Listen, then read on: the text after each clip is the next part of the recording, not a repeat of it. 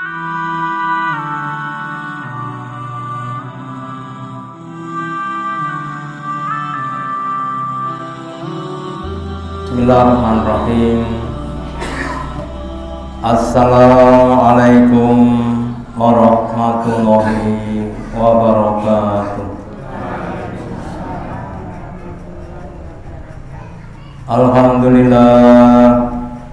Alhamdulillahilladzi at'amana bi ni'matil imani wal islam.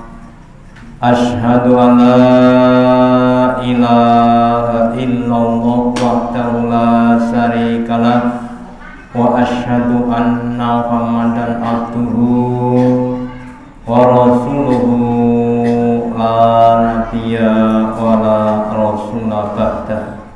Allahumma sholli ala Muhammad wa ala ali Muhammad kama sholaita ala ali Ibrahim innaka Hamidum Majid wa barik ala Muhammad wa ala ali Muhammad kama barakta ala ali Ibrahim innaka Hamidum Majid. Qala Allahu ta'ala fi kitabihil karim. A'udzu billahi minasy syaithanir rajim. Ya ayyuhalladzina amanu ittaqullaha haqqa tuqatih wa la tamutunna illa wa antum muslimun. Wa qala Rasulullah sallallahu alaihi wasallam, mathalul alim alal abid kal qamari ala sairil kawakib.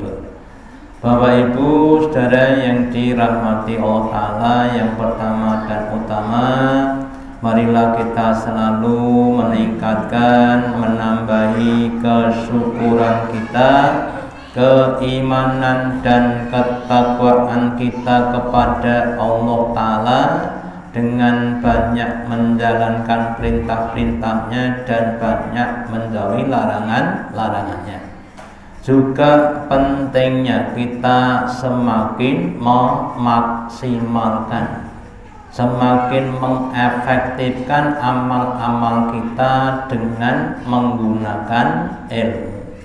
Orang-orang yang beramal dengan ilmu insya Allah akan mendapatkan hasil yang jauh lebih baik, lebih sempurna dan lebih banyak dibanding dengan orang yang beramal tanpa ilmu. Sampai-sampai Nabi mengibaratkan matalul alim alal abid, permisalannya orang yang alim, orang yang punya ilmu alal abid atas orang yang ahli ibadah tanpa ilmu. Ibadahnya banyak tapi nggak pakai ilmu. Kal qamari ala sairil kawakib, seperti bulan di antara bintang-bintang. Meskipun bulannya cuma satu, bintang-bintangnya banyak, tapi sinar rembulan lebih terang dibanding dengan sinar bintang-bintang. Maka mari itu, marilah kita semuanya, mumpung masih diberi kesempatan untuk tholaqul ilmi, kita gunakan dengan sebaik-baiknya, kita mujahadah, ikhlas, dan semoga Allah selalu membimbing, menguatkan kita dalam tholaqul ilmi sampai akhir hayat. Amin. Selanjutnya melanjutkan materi yang kemarin saya sampaikan tentang kecerdasan ruhaniyah.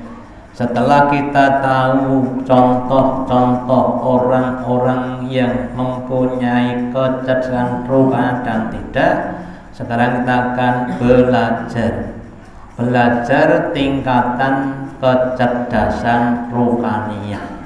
Seperti kalau kita sekolah ada SD, ada SMP, ada SMA, ada perguruan tinggi. Nah, demikian juga dalam kecerdasan ruhaniyah. bisa kita bedakan. Yang pertama adalah tingkat dasar, tingkat di mana orang itu dalam beramal yang diamalkan cuma yang wajib-wajib saja. Gambarnya seperti anak-anak SD sekolah dasar, ya. Nah, terus kemudian amalannya apa? Ya, amalan yang wajib-wajib. Contohnya apa? Contohnya sholat. Ya, yang dilakukan sholat cuma sholat yang dasar. Sholat yang 5 waktu, subuh, zuhur, asar, maghrib, dan isya. Tidak pakai sholat sunnah. Kalau puasa yang wajib. Puasa cuma bulan Ramadan 1 bulan, ya setelah itu enggak puasa. Kemudian seandainya dia zakat, ya zakat yang wajib, yaitu zakat itu, ya. Nah, maka orang-orang yang berada di tingkat dasar ini insya Allah besok juga masuk ke dalam surga. Cuma masuknya ya seperti kalau kita lihat di anak sekolah. Kalau zaman dulu untuk naik kelas tuh nilainya harus minimal 6. Naik 5,5 jadi 6. Sekarang dikenal dengan adanya KKM, ketentuan ketuntasan minimal. Kalau KKM-nya 70, yang kurang dari 70 nggak naik kelas. Yang naik kelas yang 70 dan seterusnya.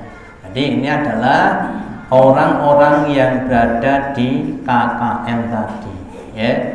Maka dijelaskan dalam sebuah hadis, ketika ada orang Arabi, orang Arab gunung, Arab desa, bertanya kepada Nabi, ya Rasulullah, Durluni ala amalin, tunjukkan kepadaku suatu amalan, ida amiltuhu, jika aku mengamalkannya, dakhatul jannah, aku bisa masuk ke dalam surga.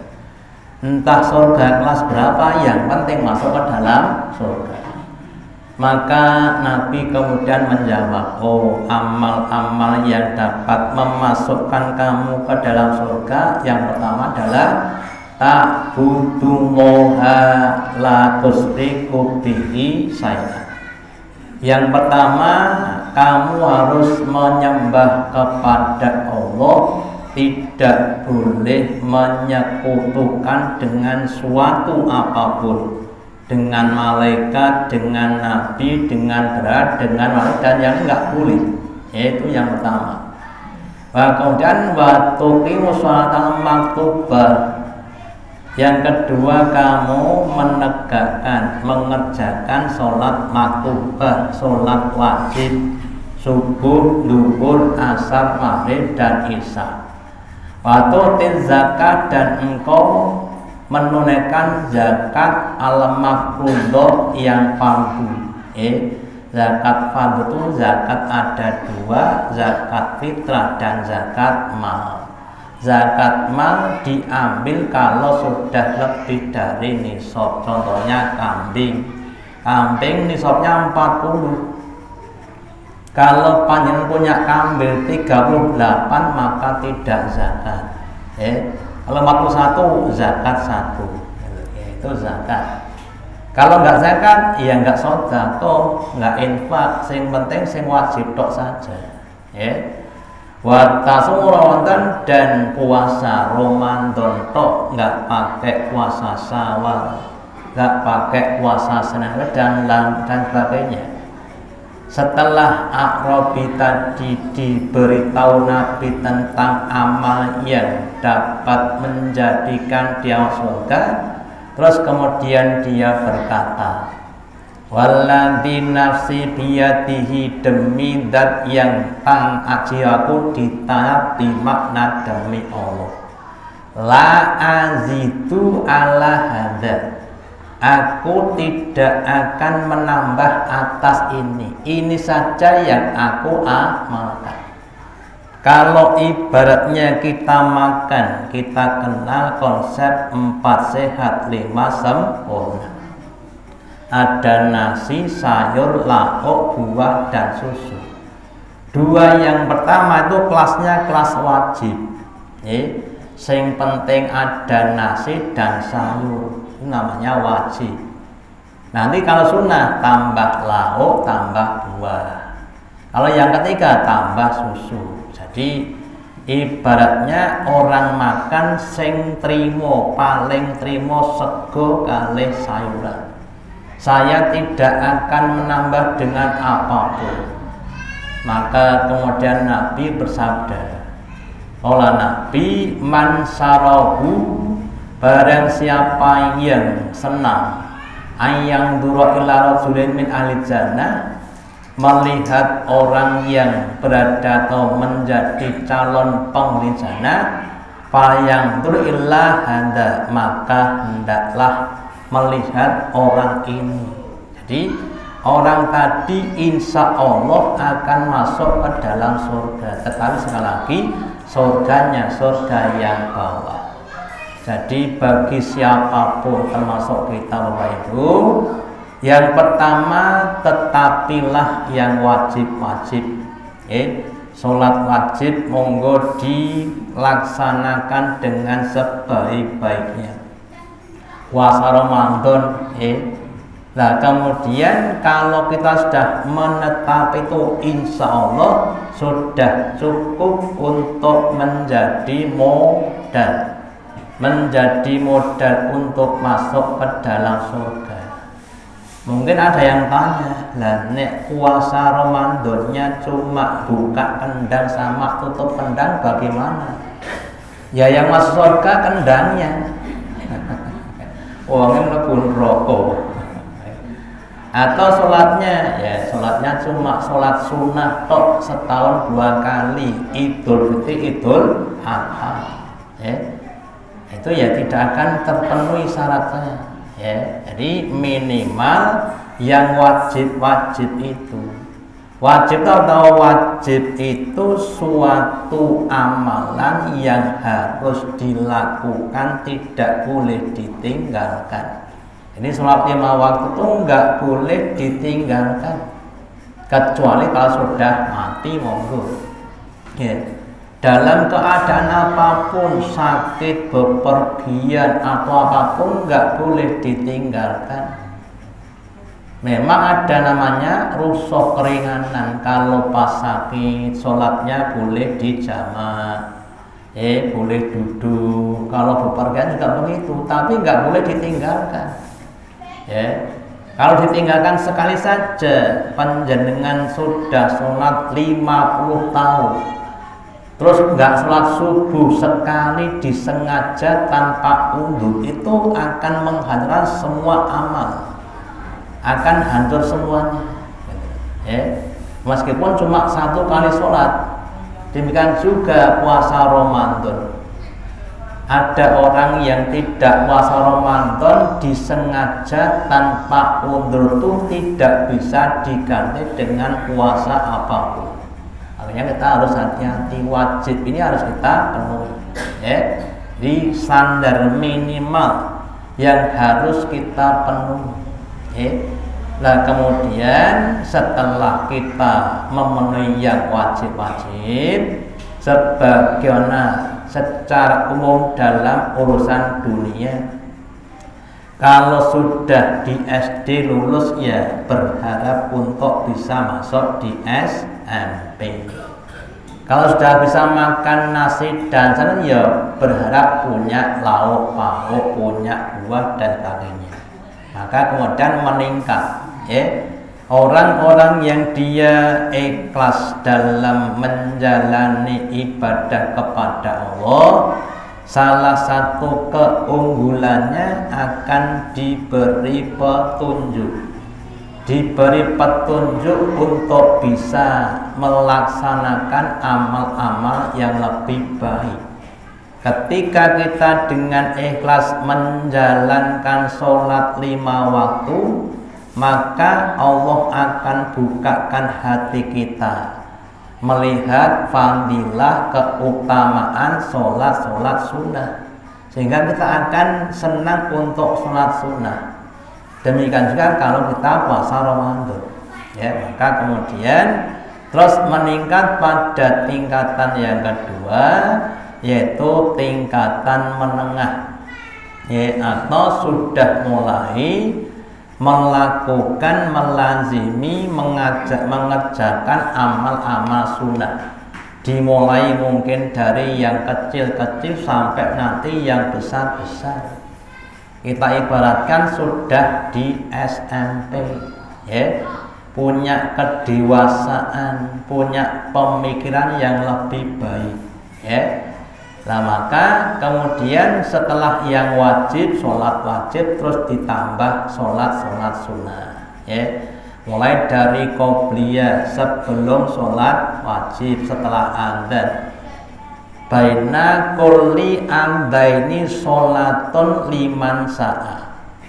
Di antara dua adzan yang maksudnya adalah adzan dan qomat, itu ada sholat bagi yang mau, ya.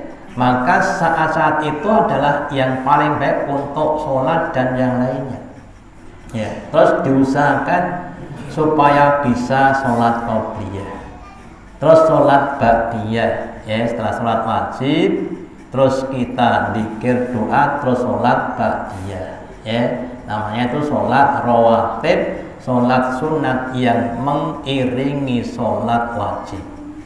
Terus juga sholat malam, ya, dimulai dari witir 3 rakaat dan seterusnya sampai nanti 11 sampai lebih daripada itu.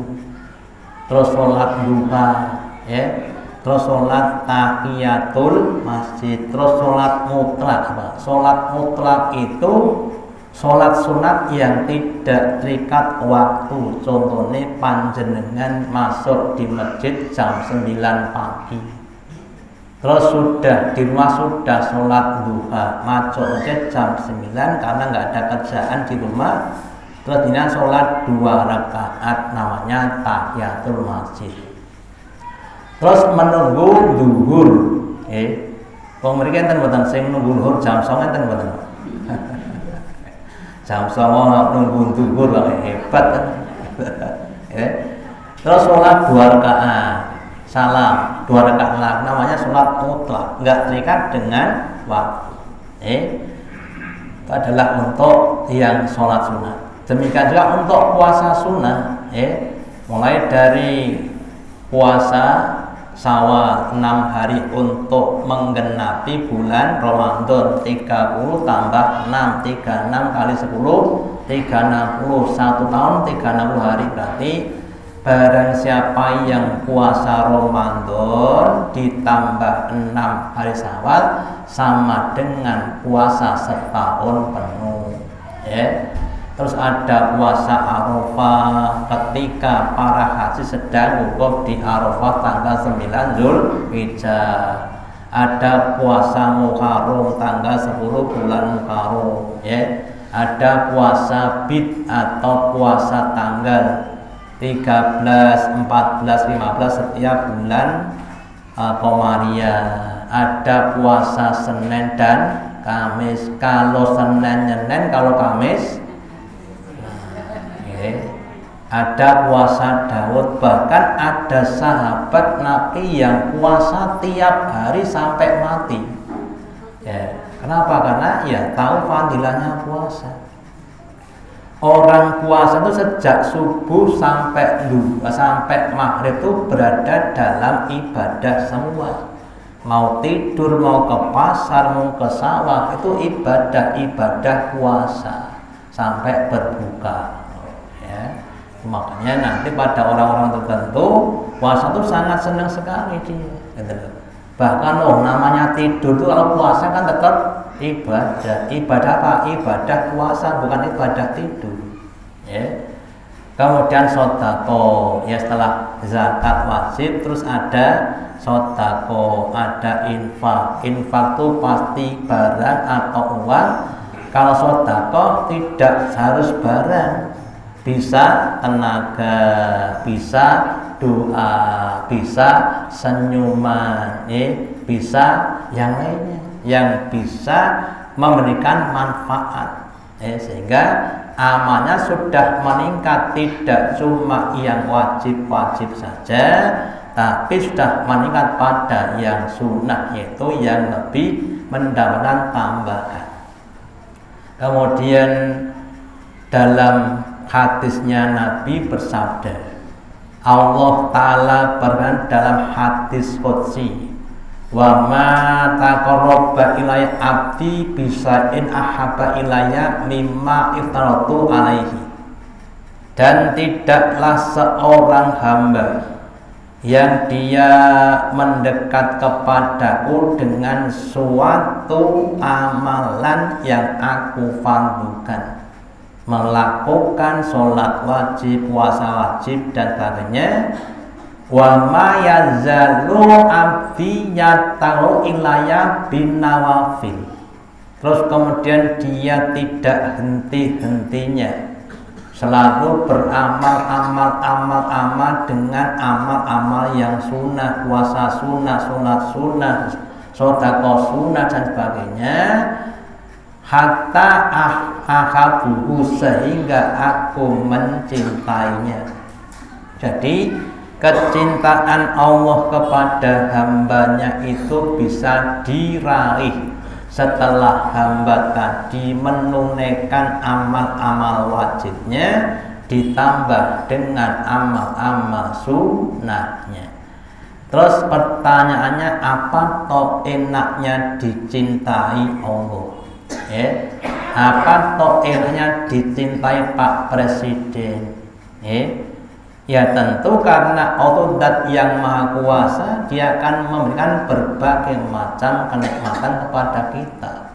Maka di kalimat selanjutnya, jika faidah ahbabtuhu, maka ketika aku mencintai hambaku, kuntu sam'ahu alladzi yasma'u bihi, aku Allah akan menjadi telinganya, pendengarannya ketika dia mendengar.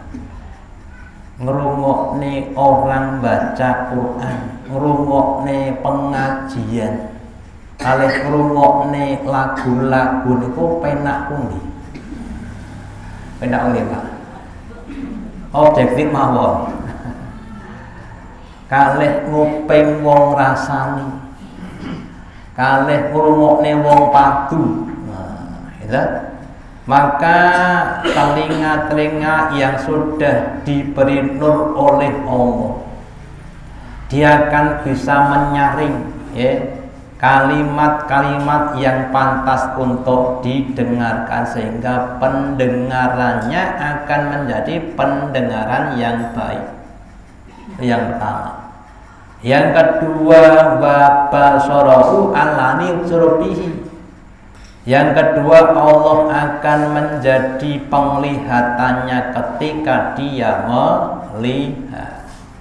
Yang menurut saya sampaikan, kalau orang tuh matanya, pandangannya diberi nur oleh Allah Ta'ala, maka dia akan kuat dalam melihat kebaikan-kebaikan. Pak dalang niku kalau dalang kan biasanya mulai jam 9 malam atau jam 10 tekan subuh jam 5, berarti kurang lebih 7 jam, 8 jam silo. Sindennya juga tempuh kaitok selonjor. Kita umpomo nih Pak, umpomo pengajian 3 jam, entuk selonjor, entuk senden. Kira-kira kuat betul. Ngaji 3 jam, keidaharan unjukan. 3 jam mawon rasa ngulung jam, entuk selonjor, entuk senden, entuk layeh-layeh. Kira-kira kuat betul. Nah, insya Allah kalau kita sudah dikuatkan Allah jadi kuat. Nabi pernah menasehati sahabat bersubuh, terus dia Nabi ceramah. sampai duhur sholat, habis duhur ceramah lagi sampai asar sholat barang dilakukan sampai maghrib. Urung ceramah Nabi subuh tekan maghrib, sahabat kuat. Pengajian subuh tekan jam 6, suwe mon rawes wis. Bang, kita insya Allah nanti kalau sudah diberi kepada Allah Ta'ala seperti itu.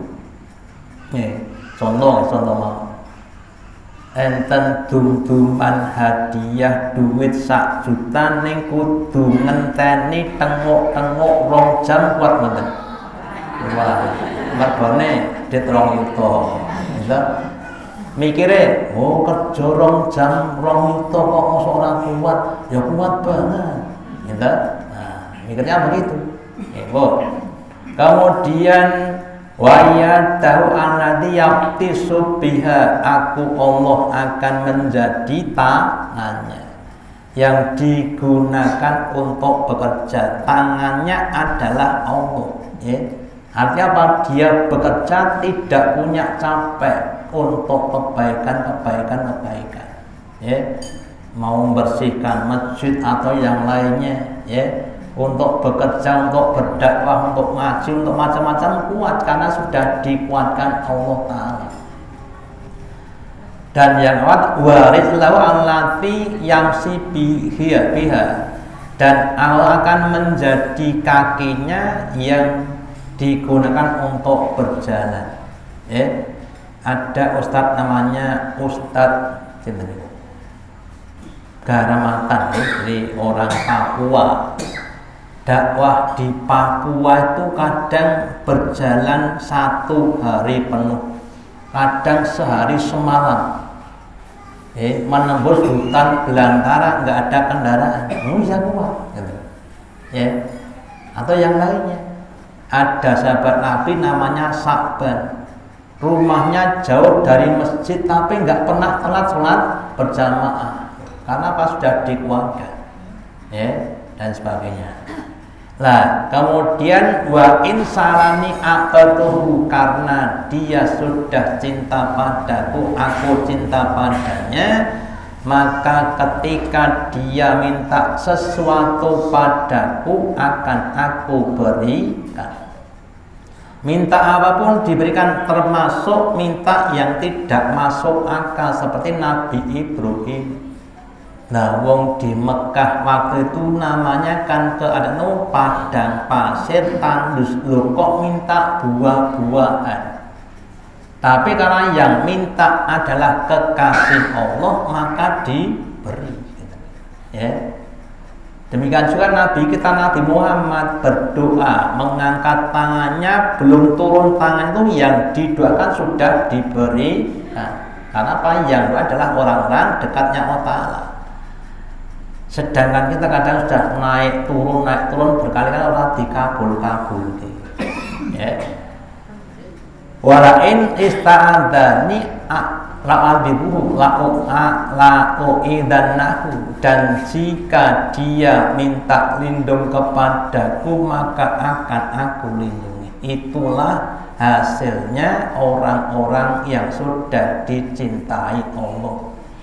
Dia sudah bisa membuktikan cintanya kepada Allah Ta'ala, terus Allah membuktikan cintanya kepada dia. Bahkan orang-orang yang dijatuh seandainya tidak berdoa, itu sudah diberi yang paling baik untuk dirinya. Makanya monggo kita semuanya termasuk saya, kita tingkatkan amal kita, tidak cuma amal-amal yang wajib, monggo ditambah dengan amal-amal yang sunnah, supaya kita semakin dicintai Allah Ta'ala. Dalam hadis qudsi yang sering mungkin saya sampaikan, hubungan antara ibadah dengan rezeki. Allah berfirman dalam hadis qudsi, ya ibadi tafarrad li ibadati, wahai hambaku tuntaskan maksimalkan ibadahmu kepada aku. Kalau kau mau menuntaskan ibadah kepadaku, tamla'u qalbaka bil ghina, aku akan penuhi hatimu dengan kekayaan, tidak punya rasa kurang. Wasuddu faqroka, dan akan tutup kemiskinan kamu, tidak pernah akan miskin.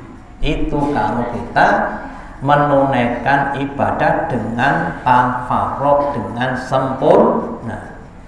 Walam ta'ad, dan jika kamu tidak mau seperti itu, ibadahmu tidak sempurna, tamla'u yadaka bisuhlan, aku akan penuhi tanganmu dengan perbuatan-perbuatan yang sia-sia.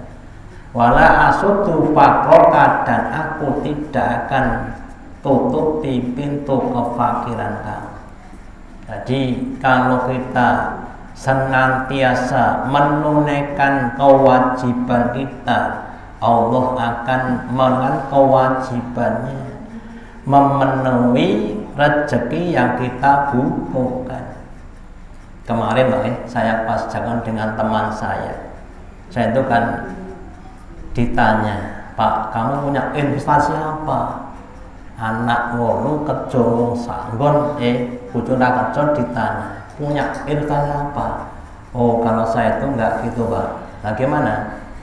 Saya itu pemikirannya, kalau pengen rezeki kita dipenuhi Allah Ta'ala, kita harus memenuhi kewajiban untuk ibadah. Jadi kalau kita penuhi ibadah kita, Allah akan penuhi kepada kita. Min haitsu la yahtasib, daerah yang tidak disangka-sangka. Makanya monggo, kalau kan kita penuhi, insya Allah nanti Allah akan penuhi pada kita. Terus kemudian kelas yang ketiga naik pada SMA, pada tingkat atas atau amal fadilah. Tidak cuma sunnah tapi sudah fadilah. Apa amal fadilah itu? Kita ibaratkan anak SMA.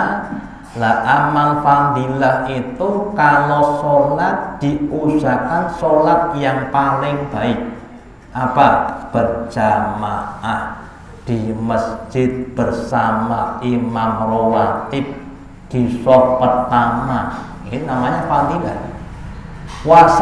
Puasanya tidak sekedar menahan haus, menahan lapar dan haus, tapi sudah puasa matanya, puasa pendengarannya, puasa lisannya. Saudara juga begitu, tidak sekadar ngasih uang, tapi ngasihnya kepada kerabatnya, diberikan dengan cara yang santun. Mohon maaf Bapak, ini ada sedikit uang untuk panjenengan, semoga manfaat. Ternyata 10 juta, alhamdulillah. Tapi bedanya mohon maaf sedikit uang. Mohon maaf Budi, ini ada sedikit lauk untuk panjenengan, ternyata ingkung 3, alhamdulillah. Tapi tawandu, jadi itu tawandu, bukan kemudian nih kasih uang nih. 10.000 Bang, untuk 1 tahun. Ini ada fadilah. Terus kemudian contoh dalam ayatnya apa? Contohnya adalah sang kekasih Allah, yaitu Nabi Ibrahim. Allah berfirman dalam surat Al-Baqarah ayat 124, wa idibtala Ibrahima rabbuhu bi kalimatin fa'atamahu, dan ketika menguji kepada Ibrahim Tuhannya Allah Ta'ala bi kalimatin, dengan kalimat perintah meninggalkan anak dan istrinya di lembah Makkah, perintah untuk menyembelih anaknya, perintah untuk mengingatkan Raja Namrud dan sebagainya. Jadi perintah itu besar-besar dan beresiko. Tapi fa'atamahun, Ibrahim selalu menyempurnakan, mengerjakan dengan sebaik-baiknya, dan setelah beramal masih berdoa, Allahumma taqabbal minna innaka antas samiul alim, supaya amalnya diterima Allah. Nah, maka kalau kita ingin mencapai pada tingkatan yang fadilah, maka harus berusaha untuk semakin menyempurnakan. Sekedar contoh Pak Bu, panjenengan umpama dikasih uang 100 atau 200 ribu pakai amplop dan tidak, kira-kira pilih mana? Jane podo sini. Ning pakai amplop dan tidak, kira-kira pilih mana? Yo, pakai amplop, sopane ngono. Dikasih pisang pakai kulit dan tidak pakai kulit, pilih mana? Gitu Pak, jangan mikir yang lainnya. Jadi kulit itu kan sebenarnya nggak manfaat, iya, tapi bukan dimakan. Ada manfaat bukan dimakan, tapi untuk estetika, untuk kesopanan, demikian juga panjenengan dikatakan, loh kok kelihatannya kurang sehat, dan loh kok kelihatannya kurang waras, loh kira-kira enak mana? Ya jadi kan sama, sehat sama dengan waras, tapi kali waktu kadang-kadang rasanya kurang enak. Nah, makanya juga mari kita berdoa untuk yang fadilah, seperti Nabi Ibrahim. Mari sholat kita sempurnakan, baca Qur'annya disempurnakan, belajar tajwidnya, makhrajnya, puasa disempurnakan, termasuk makan disempurnakan, termasuk ini ya, jadi makan minum disempurnakan, makannya pakai tangan kanan, bismillah, setelah selesai alhamdulillah, kalau bisa sampai habis, karena akhirnya makan itu adalah barokah. Mendidik anak disempurnakan, karena anak adalah amanah dari Allah Ta'ala, diikhlaskan.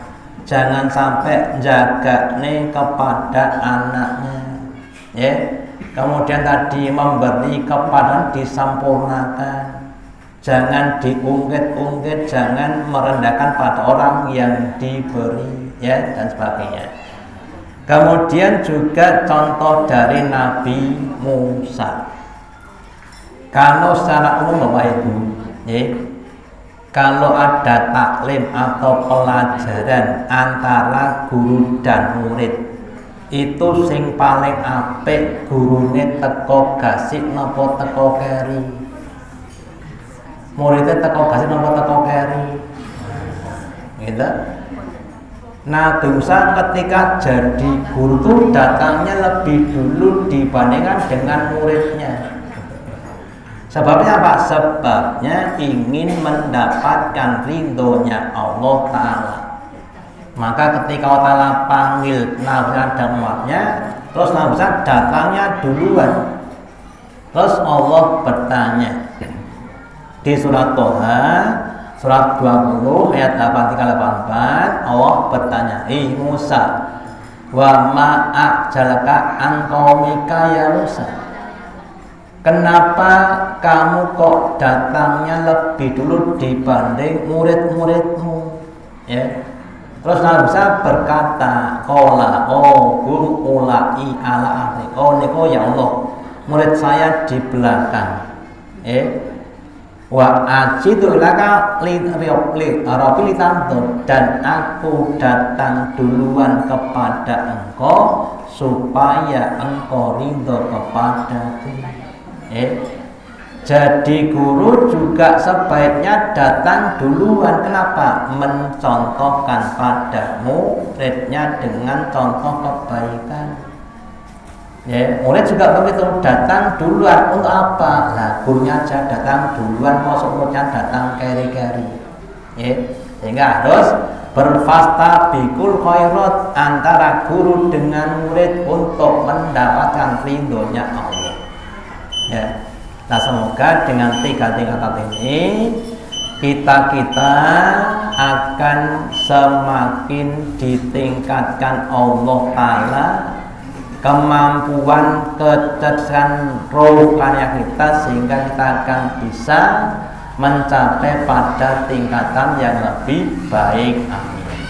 Sekian yang saya sampaikan. Allahumma taqabbal minna innaka antas samiul alim wa tub alaina innaka antat tawwabur rahim. Kita akhiri dengan doa majelis. Subhanaka wa bihamdika asyhadu an la ilaha illa anta astaghfiruka wa atubu ilaik. Wassalamualaikum warahmatullahi wabarakatuh.